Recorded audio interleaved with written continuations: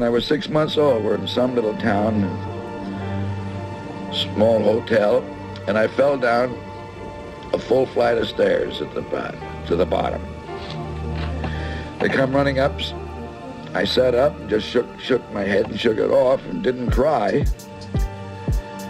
So they knew I wasn't hurt.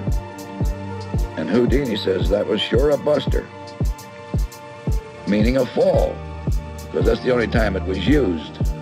It meant a bronco buster or a fall. It was never used as a name. My father said, well, that would be a good name for him. It don't sound bad. Now, I was born with the Keaton Houdini Medicine Show Company on a one-night stand in Kansas.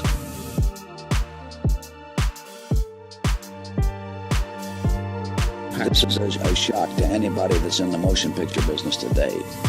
I mean, you're veterans of the pictures of the last 25 years or so that didn't know the silent days. A feature-length picture, neither Chaplin, Harold Lloyd, or myself ever had a script.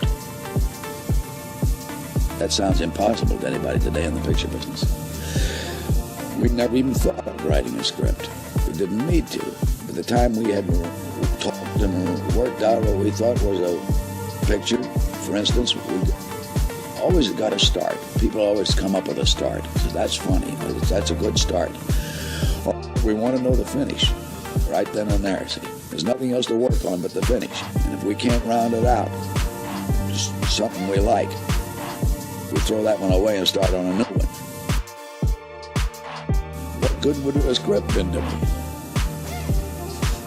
You just throw gags out right and left when we're shooting because they don't stand up and they don't work well. And then the accidental ones come. Well, you see, I learned that from the stage. That I was the type of comedian that if I laughed at what I did, the audience didn't.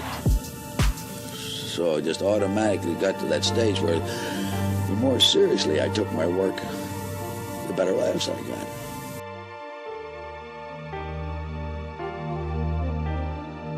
Well, my old man was an eccentric comic, and as soon as I could take care of myself at all on my feet, he had slap shoes on me and big baggy pants, and then just start doing gags with me, and especially kicking me clean across the stage or take me by the back of the neck and throw me.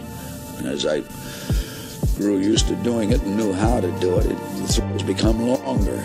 By the time I got up to around 7 and 8 years old, we were called the roughest actors ever in the history of the stage.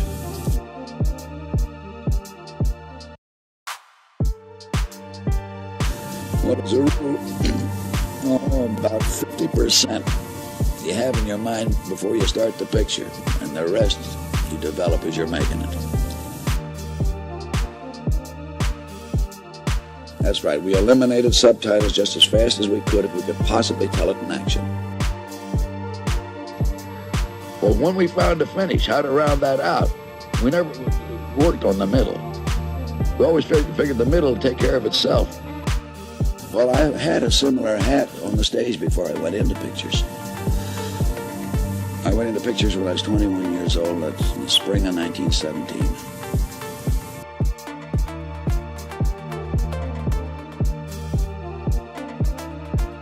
I went into pictures with Roscoe Arbuckle. I mean, his pictures are the first ones I appeared in. And I'd only been with him a short time, and he says, here's something you want to bear in mind, that the average mind of the motion picture audience is 12 years old. It's a 12-year-old mind. Sure entertaining. I was only with him about another couple of months or something like that, and I said, Roscoe, something tells me that those that continue to make pictures for 12-year-old minds ain't going to be with us long.